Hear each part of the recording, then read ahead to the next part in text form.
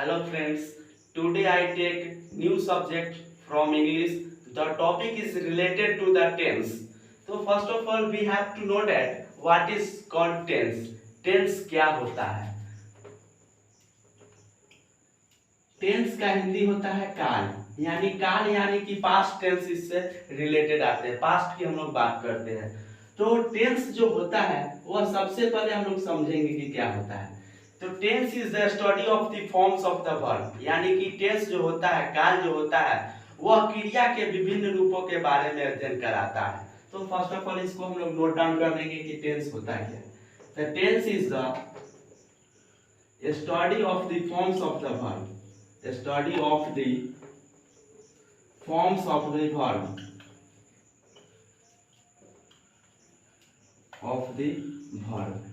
यानी क्या हुआ कि टेंस हमें अध्ययन कराता है। क्या कराता है? तो वर्ब यानी क्रिया के विभिन्न रूपों के बारे में। तो क्रिया के 5 रूप होते हैं, हम लोग जानते हैं, V1, V2, V3, V4, V5। तो फर्स्ट ऑफ ऑल एग्जाम्पल हम लोग ये कोई ले लेते हैं। फर्स्ट एग्जाम्पल हम लोगों ने लिया गो, तो ये वर्ब 1 है। इसका V2 कैसे बनाएंगे? तो वेंट हो जाएगा। V3 क्या हो जाएगा? गॉन हो जाएगा। V4 क्या हो जाएगा? गोइंग हो जाएगा। V5 क्या हो जाएगा? गोज हो जाएगा। तो वर्ब 1 तो ऑलरेडी जो दिया रहता है वो दिया रहेगा।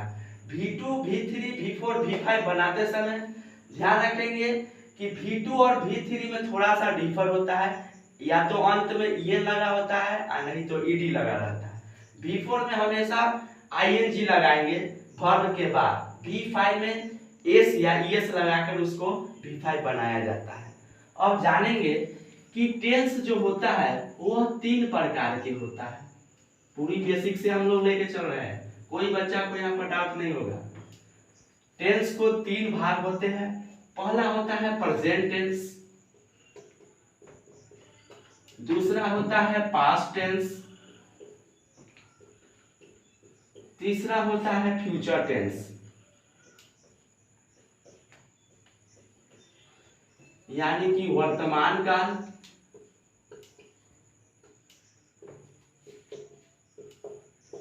पास्ट टेंस यानी कि भूतकाल, फ्यूचर टेंस मतलब भविष्य काल। अब ध्यान देंगे कि प्रेजेंट टेंस को भी 4 बराबर भागों में बांटा गया है। पहला होता है प्रेजेंट इंडेफिनिट टेंस,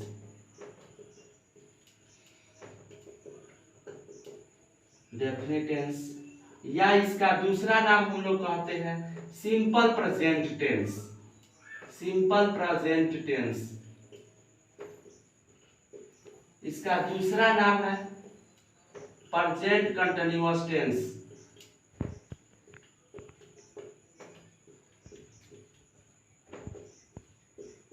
तीसरा है प्रेजेंट परफेक्ट टेंस।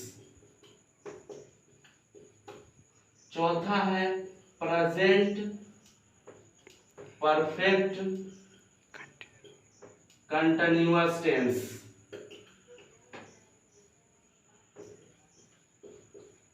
उसी प्रकार पास्ट टेंस को भी 4 बराबर भागों में बांटा गया है, फ्यूचर टेंस को भी 4 बराबर भागों में बांटा गया है। तो इन सब को हम लोग पहले लिख लेते हैं।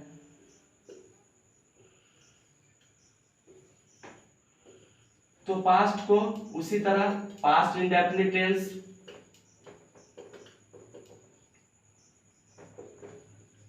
दूसरा पास्ट कंटिन्यूअस टेंस,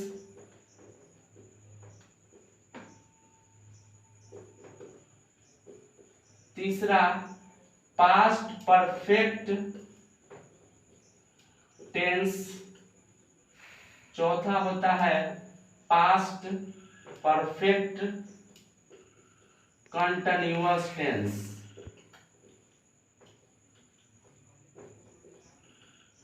अब उसी प्रकार हम लोग फ्यूचर का लिखेंगे तो क्या हो जाएगा? फ्यूचर इंडेफिनिट टेंस,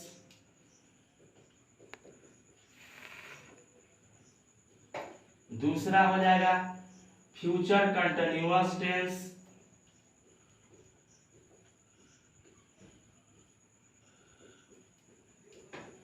तीसरा फ्यूचर परफेक्ट टेंस,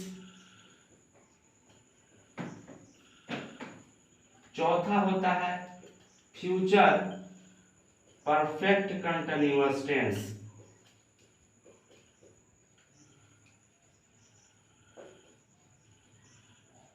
ये सबको 4 बराबर भागों में बांटा गया है। अब हम लोग क्या करेंगे, प्रेजेंट टेंस का पहला लेके चलेंगे, यानी कि सिंपल प्रेजेंट टेंस या प्रेजेंट इंडेफिनिट टेंस। तो फर्स्ट ऑफ ऑल हम लोग लेके चल रहे पहला, यानी कि प्रेजेंट इंडेफिनिट टेंस।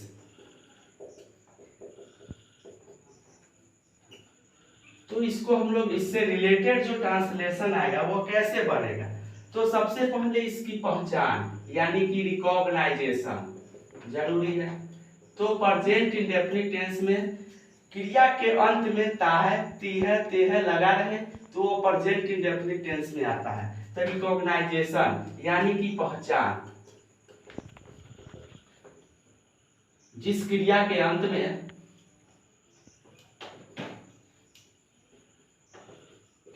में ता है, कौमा ती है, कौमा ते है लगा रहे तो वह प्रेजेंट इंडेफिनिट टेंस में होगा। इंडेफिनिट टेंस में होगा। अब इसका हम लोग स्ट्रक्चर चलेंगे। सीधी सी बात समझिए, कोई भी टेंस रिलेटेड होता है तो उसमें 3 चीज का लगाव होता है, एक सब्जेक्ट, एक वर्ब, एक ऑब्जेक्ट।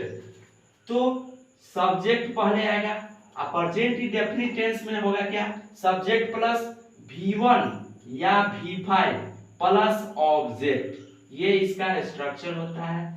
इससे रिलेटेड अब ये क्वेश्चन बनेगा। फर्स्ट एग्जांपल, मैं खाता हूं, यानी क्या है, देखिए क्रिया के अंत में ता है, ती है, ते है लगा रहे तो वह प्रेजेंट इंडेफिनिट टेंस में होगा। तो स्ट्रक्चर इसके लिए क्या है, सब्जेक्ट, सब्जेक्ट है मैं, यानी कि मैं का होता है आई। अब यहां देखना है V1 या V5, तो देखिए खाना, खाना का क्या होता है, इट्स होता है, इट। तो यहाँ पर V1 लगेगा क्योंकि खाना है, और यहाँ खाना का स्पेलिंग क्या होता है, इट। तो आई इट, मैं खाता हूं, यानी कि आई इट बनेगा।